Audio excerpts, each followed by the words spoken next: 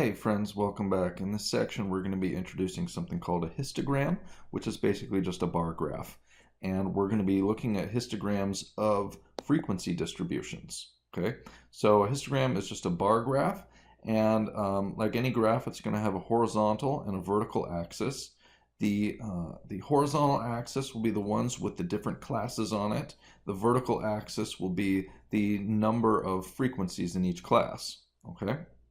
And these are helpful because they are visual representations of the frequency distribution, so they're a little bit easier to interpret. I sort of foreshadowed this in the last section, but this is a frequency distribution, and here is the bar graph of it. So this is our histogram. Now, you could also make a relative frequency histogram. This is just a straight up frequency histogram. You can see there are, for example, there are 24 values between, or these were seconds in a McDonald's drive-through, right?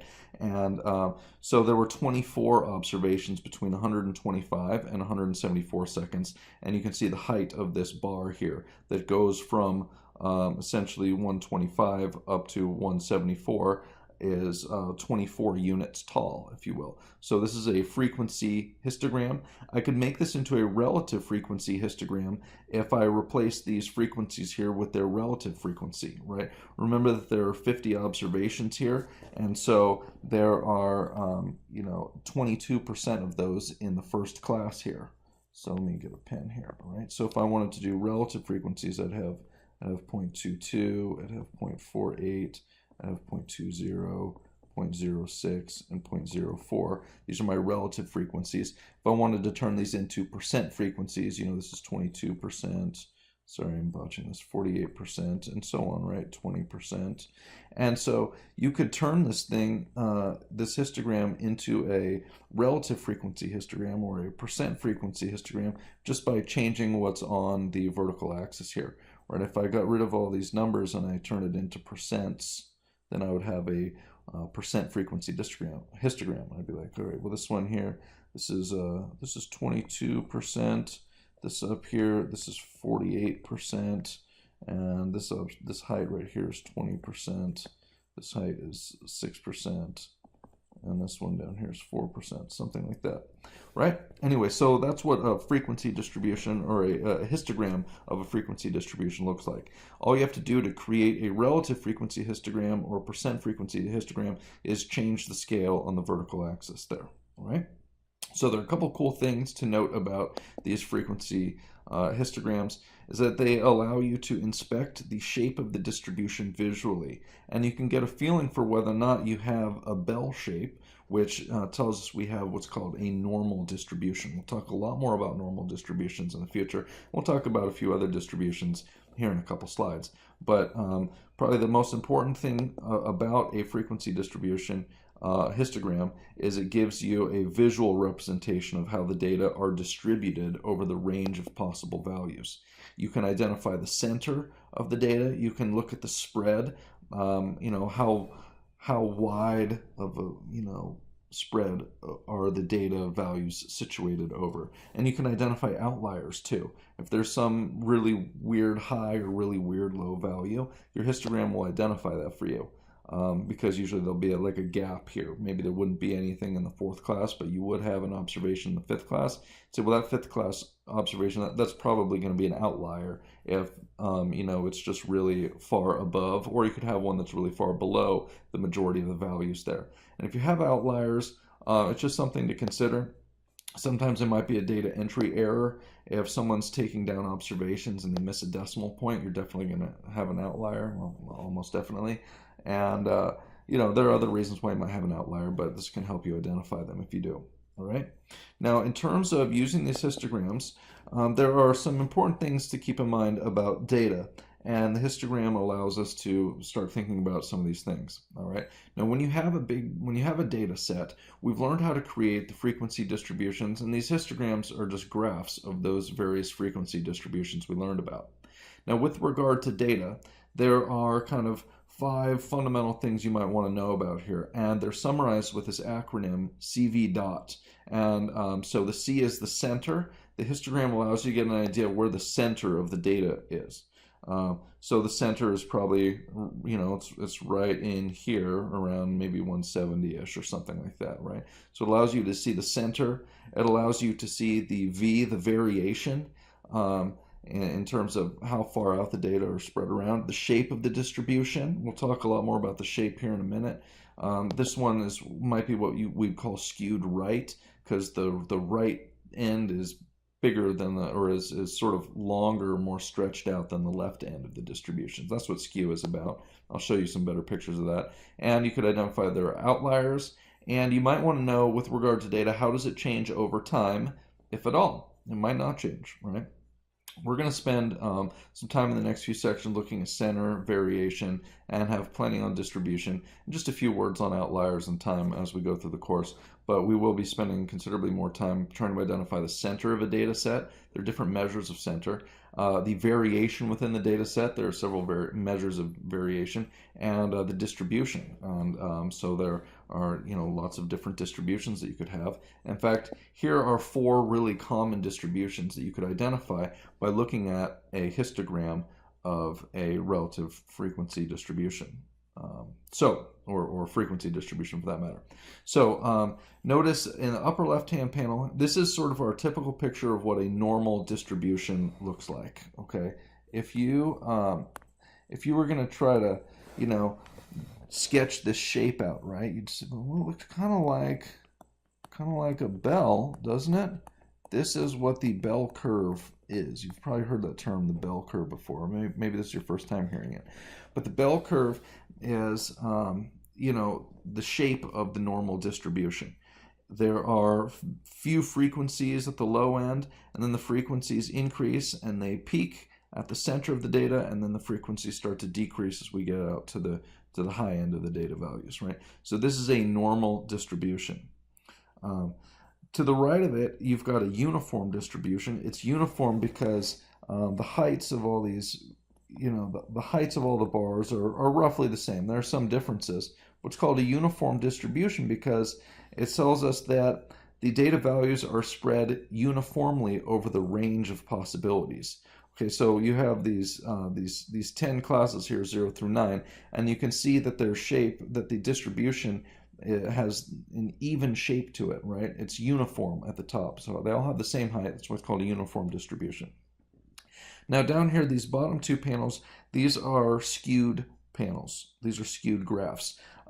So if you try to draw the shape of the curve here that would approximate this thing, right? Notice that it's kind of like a bell, right? Except the right tail over here, it's sort of more spread out than the left tail. So we say that this is skewed to the right because the right tail is longer.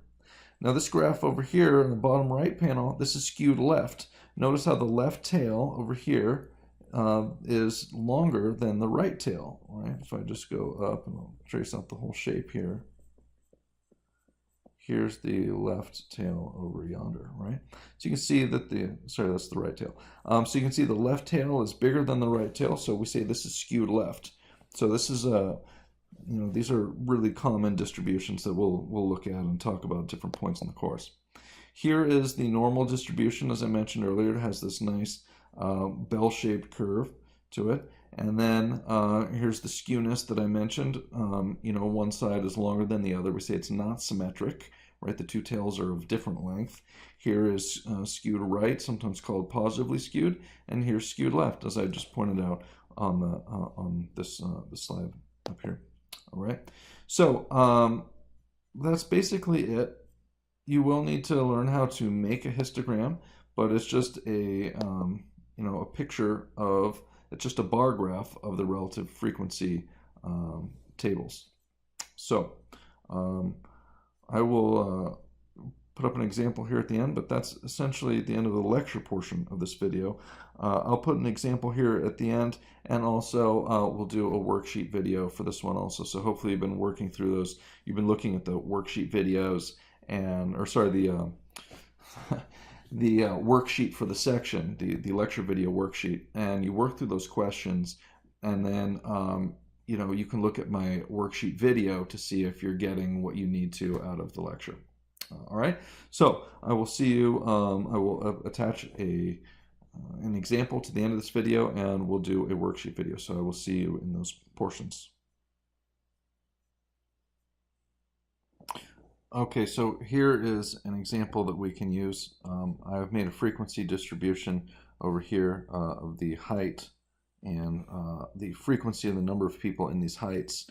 And so these are in inches, so between 5 feet and 5'4", that's 60 and 64 inches. We have 3 people. There's 8 people between 65 and 69, 9 between 70 and 74, and 4 between 75 and 79. All right. So we have our frequency distribution here, and we have the relative frequency. We've divided each frequency by the total number, and there was 24 total, right? So 3 over 24, 8 over 24, 9 over 24, 4 over 24 to get these relative frequencies. We multiply those by 100 to get the percent frequencies, and the cumulative frequencies, we add up all of the frequencies in a particular class and below it, right? So we get 3, 11, 20, and 24, all right? So these are our various frequency distributions and their derivations. And now for the histograms, right? So for the histograms, it's a bar chart where we put the classes on the horizontal axis. That would be this axis down here. This is the horizontal axis, right? And we put the frequencies on the vertical axis, right? So frequencies up here and classes down here, all right? So what do we have here? Well, I gotta put numbers on your axes, right, in order to do a graph properly. The frequencies, we've got 3, 4, 8, and 9. So those are the numbers I need over here on the frequency axis. So I'll say that's 3, that's 4, that's 8, and that's 9. Okay, and now I need my classes, right? So I need some space for 60 to 64, and then and so that goes up to 3. Okay, so I'm going to be like, well, that's my first bar. All right, my second bar has a height of 8. So it goes up here like this. And this would be the 65 to 69 section. All right, you should make your bars touch. And then 70 to 74, that height is 9. So it goes up like this. I should make these a little bit wider. 70 to 74. And then this last group has a height of 4, and those are people from 75 to 79 inches. So that's going to be something like this, 75 to 79. I should have made all these bars equal width, but I have no artistic talent at all, or foresight. So I did, but anyway, equal. The bars should be, try to make them equal width because the classes are all the same width, and try to make it look legible if you can. All right, then, how about the relative frequency distribution? Well, it's the same thing, except we just changed the scale of the vertical axis. Instead of frequencies, we want relative frequencies. Okay, so what are our heights there? Well, 0.125, 0.167, and then we've got 0.333, and then we've got 0.375. We've got our 4 classes here. This group, and then we got this group, and then we've got these guys, and then we've got these guys. And so you just put the appropriate numbers down here, 65, 69. I thought I made these wider, and I still can't get this right. 70 to 74. You see my theme of no artistic talent playing out. And that will be a theme in this course, friends. Anyway, so those are two the histograms. We can do percent frequency if I just change this to percent frequency and I just move the decimal point 2 places in. So I'm going to get rid of all these decimals. Okay, and then I'm going to move them 2 places over and add a percent sign, and we have a percent frequency histogram here. 35. Ta-da! Okay, that's my percent frequency histogram or whatever. And then cumulative, you can just change the axis here. Cumulative, cumulative frequencies. Okay, so What do we have? Here we've got 3, 11, 20, and 24. So there's 3, 11, 20, and 24. And so we've got something that looks like this. Oh man, my lack of artistic talent is really on fine display here. I mean, this is just terrible. My goodness. They should pay me to do some art classes or something. Professional development, right? Okay, well, here's my first class. This was 60 to 64, and then we had 65 to 69, and then 70 to 74, and 75 to 79. Hopefully you are a better artist than me. Anyway, so those are our frequency distribution histograms. Hope that makes some sense to you. If you have any questions, shoot me an email. Thanks for watching, friends. I'll see you in the lecture worksheet video.